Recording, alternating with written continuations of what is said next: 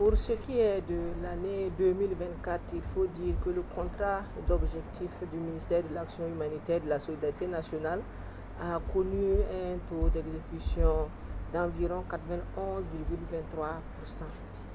Donc sur 37 produits que nous devions livrer, nous avons 29 produits qui ont été entièrement livrés et 6 produits dont le taux d'exécution est compris entre 49 et 97%.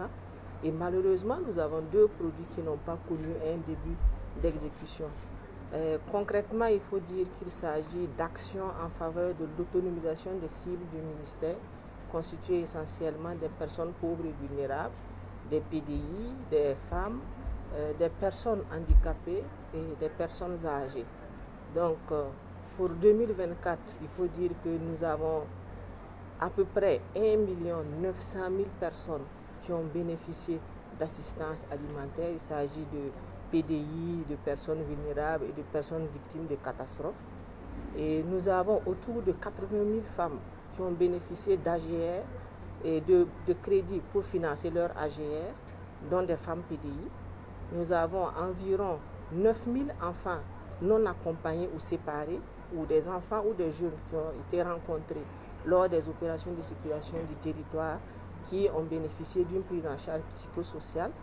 Nous avons plus de 3 000 filles qui sont victimes ou à risque de mariage d'enfants qui ont bénéficié de bourses scolaires et plus de 1 000 personnes handicapées qui ont bénéficié de soutien matériel et de mobilité. Donc, au regard de ces taux, nous pouvons dire quand même que le ministère a accompli sa mission qui lui a été assignée en 2024.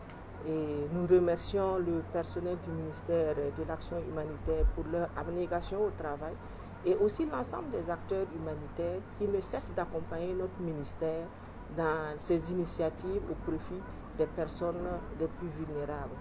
Et cela ne s'est pas fait sans difficulté, parce que la difficulté majeure que nous avons rencontrée en 2024, c'est toujours l'inaccessibilité de certaines localités qui fait que nous ne pouvons pas déployer les actions qui ont été prévues correctement et aussi la rareté des ressources. Voici un peu ce qu'on peut dire de l'exercice que nous avons eu ce matin avec son Excellence.